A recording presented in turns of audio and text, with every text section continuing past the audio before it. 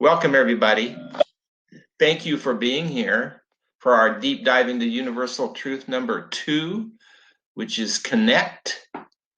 How do we ensure all youth are connected to caring adults without exception? And it's interesting what we've created because we can actually measure that and make sure that it's not just some kids, but it's all kids. In order to do that, we have to bring the right culture to the building. That includes collective efficacy. So this initial research that we did about 20 years ago, more than 20 years ago, closer to 30, we identified these 3 universal truths. I'm going to briefly cover all of them today, but I will focus on We Connect. But what we realize and what we have found since is if any adult working with an individual kid or a group of kids, so in any building, it's we believe, we connect, and we time travel. So that's why it needs to be a cultural piece where we all buy into this. And what we find is the research tells us this. Most of this research we already know, but when we did our work, we were always interested in not just knowing what the research tells us, but what do we do with that research? And it makes a huge impact. Kim, can you go to the next screen? Thank you. So, because it's a cultural framework, it's a little different than what we're used to. It's not more on our plate, and that's a huge concern, and for the right reasons in today's world, because we have so many people laying more and more on educators' plates, and some of those people probably wouldn't last long in a classroom.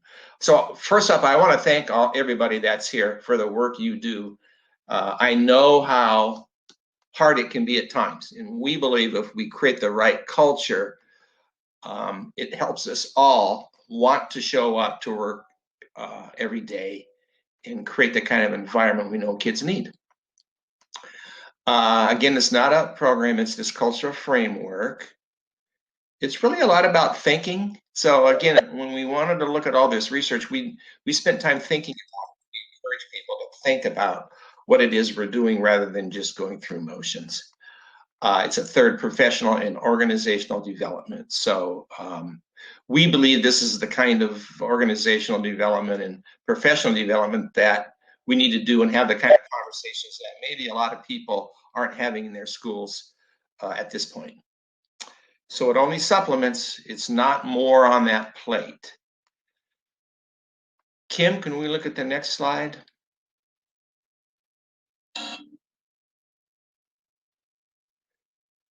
So I felt it was important just to review quickly some of the research on hope, because hope is a science. Dr. Shane Lopez, who unfortunately passed away about 3 years ago, was somebody that Rick Miller and myself were dealing a lot with and learning from him and spending some time with him. So this Gallup Strengths Institute poll is a student poll that they spent 10 years, it's now over. I'll share some of that data. That was assessing hope in our young people in public schools from 5th to 12th grade around the country. And these 2 bullets here are things that Shane had established before he even started doing the work with Gallup and assessing all this with our young people. It's a unique process because we're going to the kids and we're asking them questions. So we know these 2 things about hope. And when it comes to academic success, it's hope. It's hopeful people who are more successful in graduating if you're going from high school to college. It's the hope scale survey and how hopeful you are. That's the most predictive factor in graduating. So it trumps all of those academics scales that we use. Okay, Kim. Thank you. So this is some of the data from that Gallup poll. This is the last 5 years. It was a 10-year study. And as you can see, the hopefulness in kids is beginning to diminish. But we think it's pretty tragic that 50% of kids from 5th to 12th grade in the U.S. education system don't have hope. Hope, as defined for this Gallup poll, is ideas and energy for the future. Ideas and energy for the future. So you can see too many kids aren't hopeful and too many kids aren't engaged, and it's the hopeful piece that helps kids be more engaged. All right. Next one, Kim. Here are some of the conclusions that we had from our initial research that I mentioned starting throughout those 90s and into the 2000s. So it's not about overcoming these adversities from risk. It's not about reducing or mitigating or eliminating risk. That does not set kids up for success. It's the hope. And hope can be taught and learned. So in my way of thinking, if we have 50% of the kids across our country from 5th to 12th grade that aren't hopeful, and hope can be taught and learned, then they're victims. We just haven't taught them to be hopeful. And remarkable things happen when kids become hopeful. So again, not a program or a curriculum.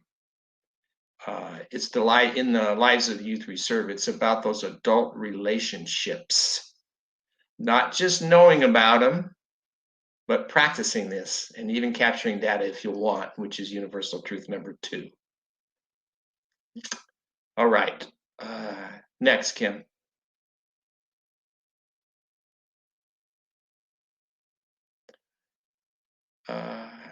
Is that for me, Marissa? Top right. Still can't hear.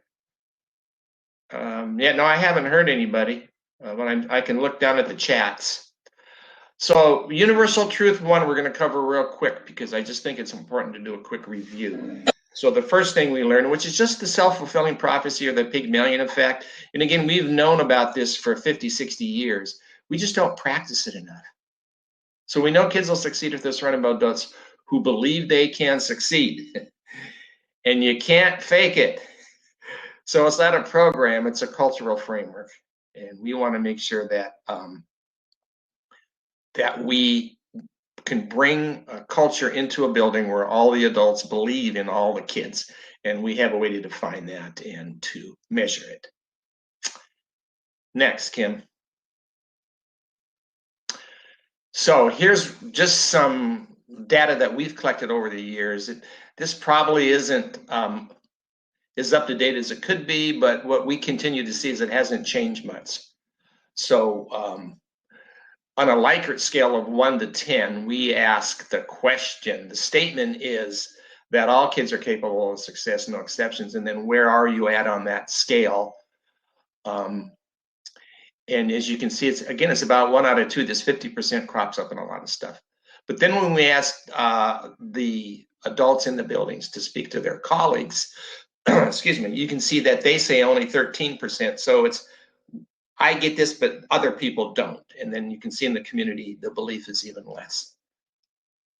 So I just want to share that around believing in kids, and because we know how to raise the bar here. Okay, next, Kim.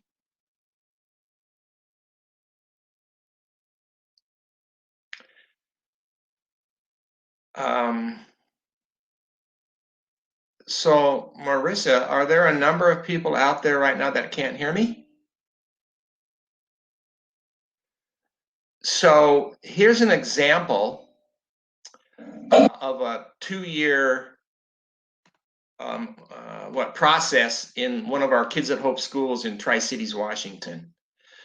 So you can see the pre-surveys before we did any of the workshops. The statement is all students are capable of success no matter what, and then the respondents answer on a 1 to 10 scale. Where are they at on that statement? And you can see when we started, only 30% of the adults could circle the 10. Within 1 year, it moved up to 89%, and the following year, 100%.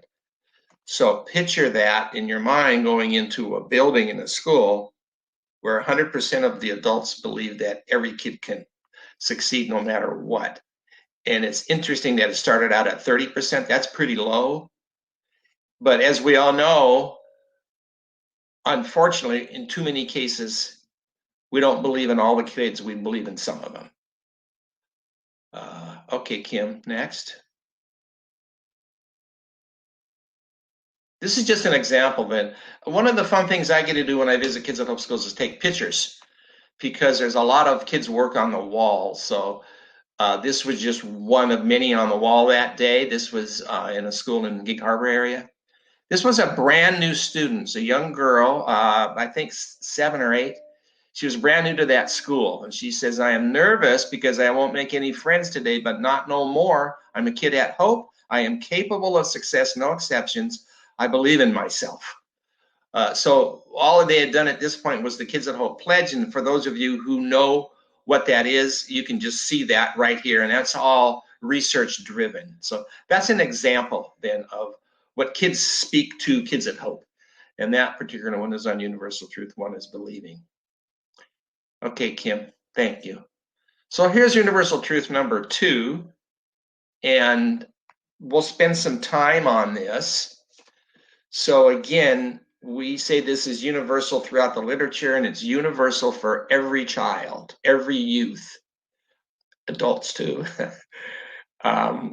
Meaningful, sustainable relationships with caring adults makes a huge difference in everybody's life. We've known that, again, for so long, and we speak to it, that these relationships are important. So let me show you what we do about that. Next, Kim. I know you can't see this very well, but I think a number of you out there understand, have seen what our ACEs are. Our ACEs are not adverse childhood experiences. They're ways that we can define and measure meaningful relationships between adults and students, young people. And they're all based on the research. So we call one of them other caring adults. We use high expectations to define one of them, and then opportunities to succeed. And the Ace of Hearts, so these are symbolic as well. The Ace of Heart is the parent ace that they can give because they're responsible 24 hours a day for their own children. But we as adults working with kids can actually provide these other 4 relationships. I'm sorry, the other 3.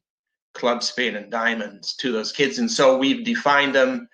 For instance, I don't know how well you guys can see this, but the Ace of Clubs, we need to know the child or youth for 8 weeks. We're using 8 weeks to use as kind of a background for meaningful, sustainable relationships.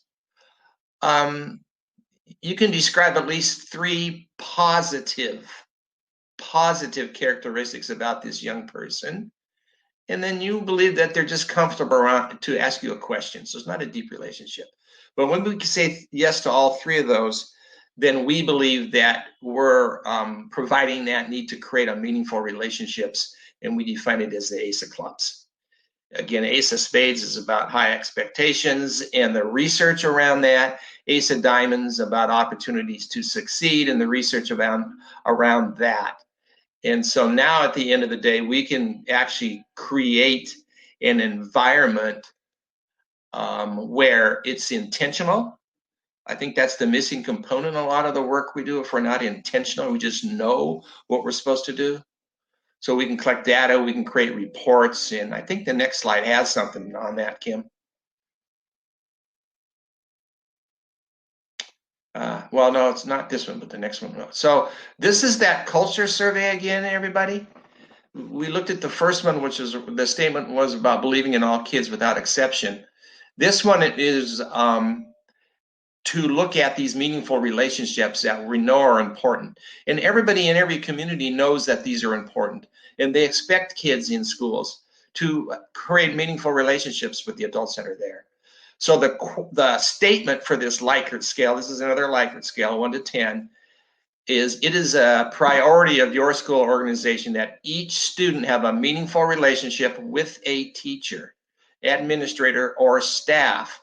And then again, those adult staff in there are grading that on a 1 to 10 scale. You can see the pre-survey again before we started doing our work was 45% of the adults would circle the 10, saying yes, it's a priority in our building that we do this.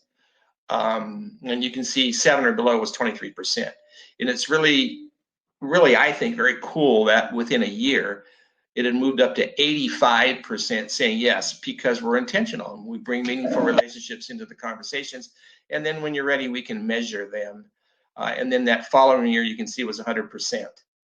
So this is a terrific school to walk into and visit. We'll bring people in here for tours that are thinking about doing some Kids at Hope work. Because if you just look at this data, it's quite remarkable. You walk into the building and 100% of the adults believe in 100% of the kids. And then these meaningful relationships, we're ensuring that every kid has at least one, but in most cases, multiple relationships with adults.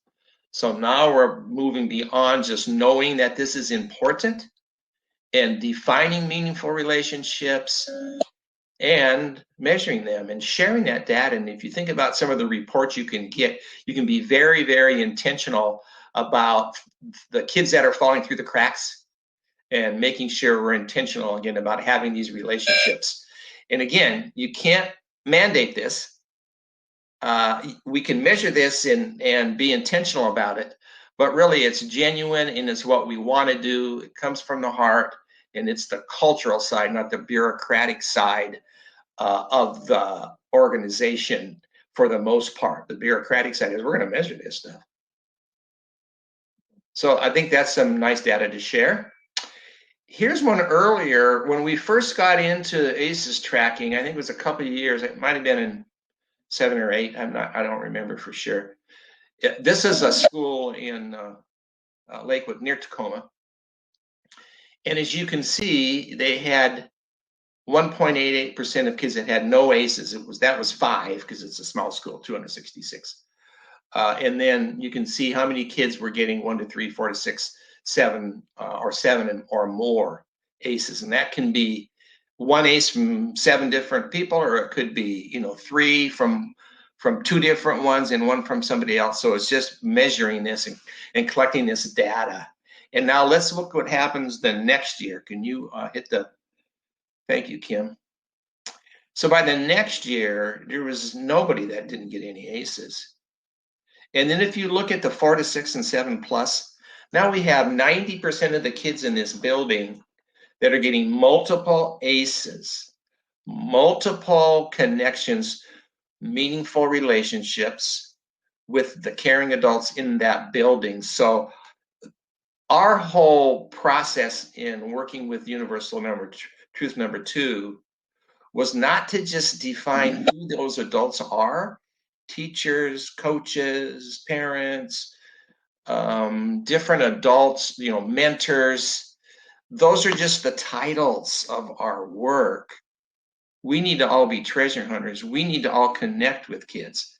So when we create this environment where kids are getting all these different connections with different adults, it makes a huge impact. And it's really cool to walk in and just see it in a building, because you can tell when you walk into a building and this is going on.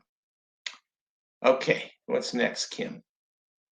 Oh, so this is the same school. We just looked at that data over those 2 years, and it ended in that second year was the end of it was the 2012 year. And this is a school that has always been between 89 and 97% free and reduced lunch. That's one of the ways we like to label kids, defining what's wrong with them. We want to move forward and get away from that, but this is great data to look at because they are at the bottom of every academic category in their district for years. And you can see that they got School of Distinction, which is top 5% in academic score increases in all 3 academic categories. And they actually got it a 4th year. I never got that picture and put it in this slide. So for 4 straight years, they got School of Distinction. And that's pretty remarkable. And this is, of course, they still had the 89 to 97% free and reduced lunch. So it's our ability to say, no, we got to quit kinds of things because they're just as capable as anybody else.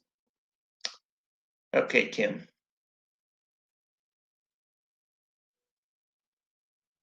Yeah, so this is just an example of a student. This was a 5th grade boy who, during class, this is one of the projects that each student had. They were identifying their aces. They were creating a PowerPoint on it, and they were doing a presentation in front of class. Good skills to have.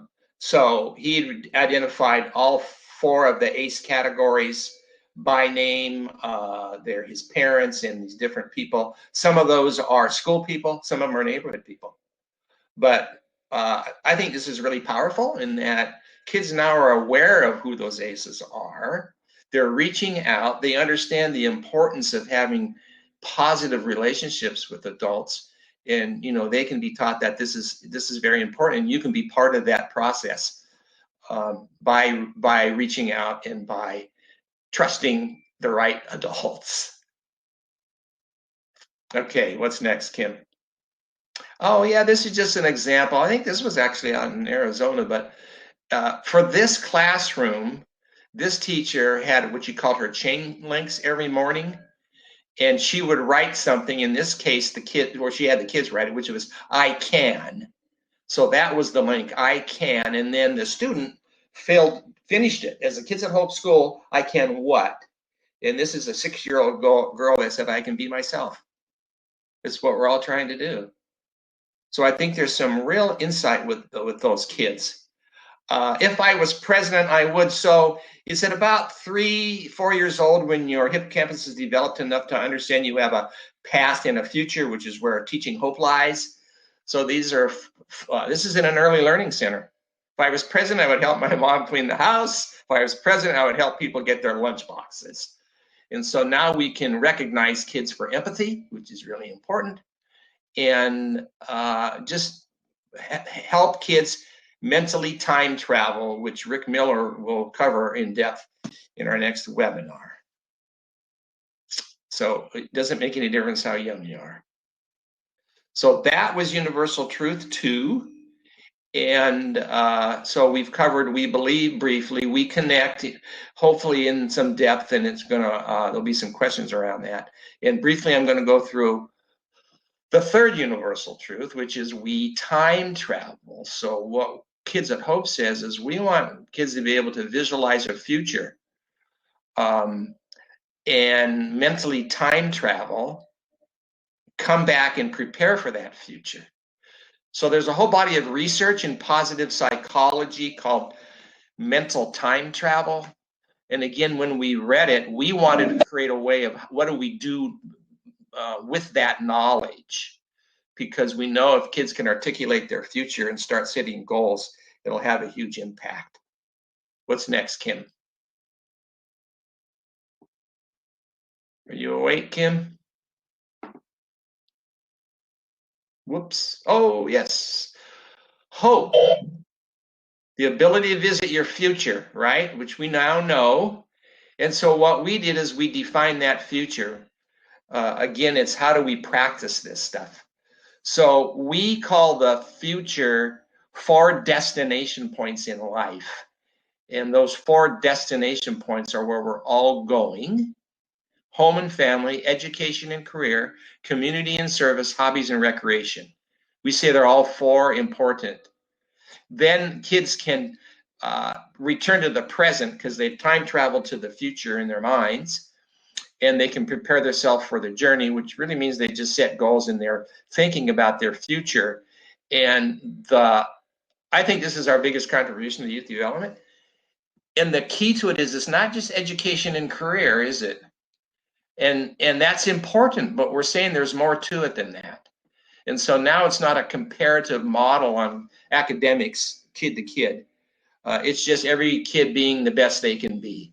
And so we can get them to time travel to home and family, community service, hobbies, and recreation as well, and be thinking about their future in all 4 of these destination points. Okay, Kim, thank you. Laquan was 7 when he did this. This goes back a few years. And he wrote this, he drew this picture of himself drawing a picture of a golf course. And he says, one of my future destinations is art. So I will need to design a golf course. Critical thinking at 7 years of age. He knows the language, the destination points. So when we create this kind of culture where we have the common language and beliefs and rituals that we bring, it's again, it's just, to me, it's remarkable what can happen. So that's another example of time traveling. Here's a recipe for the future. I got to come into this school. It's in Thurston County, and there were probably 70 or 80 of these on the wall, right? Or a couple different classes, I think 4th and 5th grade. And I took some pictures, and I just wanted to share Allie's today. You can see what her recipe for the future is. And when you mix all that stuff together, you have one awesome future. So Allie is time traveling. I like this. To me, being a kid at Hope means, so that was the prompt for every kid. What does it mean? Well, for Kara, it was, we're a bully-free school. And we see that and hear that a lot around, we create bully-free schools. And in my mind, I've asked this question a lot over the years, it's not about having an anti-bully training. I don't think that works. That's what educators have been telling me. But when you bring the right culture, and the kids and the adults just bring this mindset, it happens. Kara also says being a kid at home means we believe in ourselves and that we all have goals in life that we try to reach for every day. So it's just really a pleasure when kids get this and they're articulating it, because we're just role modeling this kind of work day in and day out. Thank you, Kim. I wanted to share this because one of the things we know, the research tells us, is when we're having fun, we remember better. It's a great teaching skill, having fun. Zachary says things he's going to do before he's 100 is skydive, mine the earth, kiss a girl, get chicken pox, fly a plane, throw a pie. I believe, and our Kids at Hope people believe, that this kind of articulation belongs in the school. We should be doing this. He's time traveling, and he's speaking to the whole person, not just the academic side. And we don't say that the academic side is not important, but everything is. And having fun is should be done every day in school. We got young people, they want to have fun. Adults want to have fun. We can teach using that skill. What's next, Kim? And Kim told me she was going to volunteer, and at the next webinar, she was going to have one of the students come in and throw a pie in her face, so that everyone could have fun. I think that's what she told me. This is just an example, because we also do stuff with parents. So for those of you who aren't aware, that there are parent workshops that we do when you're ready. So we define some stuff around before your kid leaves for school and when they come back, some things you can do. And of course, there's the Ace of Hearts where you can read a little closer, which was a part of our research. So now we want kids to be aces for their children, and then I have other aces surround them as well during the day. Thank you, Kim. All right, what's next? And I think it's just important that everybody understands that this works at the high school level. We seem to get the most pushback there because the adults, not the kids. Oh, it's high school. That's little kid stuff. But as you can see, this was a high school in Clover Park School District in Lakewood, Washington. I got to do some workshops with them. And we now, just so you know, do workshops with teens. We have a framework for that, and we have our fun book. And so that the teens, and they love this. They love it when they can understand this science. Usually they'll say something like, why aren't we doing this at our school? That kid there on the bottom left got a full ride scholarship to Yale College, right? But he absolutely saw the value in this work as well. And I think it's really important and helpful for our high school kids to understand the importance of hope. There we go. So we're getting close to the end here. What we've learned. So here, this is kind of a statement that is kind of accepted from my perspective, what I've seen and learned in the academic field, that these risk factors are family dynamics, social conditions, poverty of services, and that this is kind of the things that get in the way of learning because kids have these backgrounds. But here's what we believe can get in the way around risk factors. If personal beliefs about children aren't right, if the relationships aren't there, and if the ability to help children sense and prepare for a future in which they can succeed, which is the time traveling piece, those are the greatest risk factors for kids. When they don't have the adults in their lives who can do these three things with them, along with teaching all the other lessons and academics and skills that kids need to have to be successful in the world. Yeah, go ahead, Kim, one more. I think it's the antidote to trauma, but so I want to share with you, and then we'll have some time for questions on your chats. The next webinar is our founder and chief treasure hunter, Mr. Rick Miller. And there is the date and the time zones for when they all start. And there's even, you can register, you can go online to our website, or most of you probably get these emails anyway. So if you haven't yet, when you can, you might want to register for that. It's April 22nd. And then this is the early bird registration for the Masters Institute. I don't know how many have been to it. I know Sasha has, but it's life-changing. It's a full week. It'll be in Phoenix. And there's some people that are going to be featured, and we have a save the date that gives you more info. You can go online at kidsathope.org to look at that. You can even sign up. It's open for registrations right now. So there we go. Believe, connect, time travel. So I think maybe I have some stuff here from Marissa. Yep. Hi, Wally. Hey. How are you? This is Kim. Hey, Kim. I'm well. You're making fun of me when I can't talk back to you. Yeah. No, I wasn't making fun of you. Hi, everybody. Hi, everybody. This is Kim. I'm Director of Administration from Kids at Hope, and I'm coming to you from Arizona. So we're in Arizona and Washington, and all beaming into people from all over the country, apparently. I think we had about 24, 25 on average. I'm scanning through my list right now, so I have people from Portland and Annapolis and Scottsdale and Chandler and Dollart. I don't know where that is. Becky from Dollart. St. Paul, Arlington Heights, Payson, Secaucus, which I believe is in New Jersey. And I have a question from Rita that I'll get to in just a second. Debbie in Washington, Jonathan in Tacoma, Eric in Chicago, Gabrielle in Flagstaff, and then Karen here in Phoenix. So thank you all for joining us. It's always exciting to get everybody from all over the country here joining us online. So are you ready for some questions, Wally? Absolutely. Okay. First, we're going to go with Sasha first because I know he has to leave, and Sasha's in Annapolis, and he has been to the Masters, and he did make a comment that if you haven't been to the Masters, it's a must. So there you go, testimonial from one of our Masters graduates.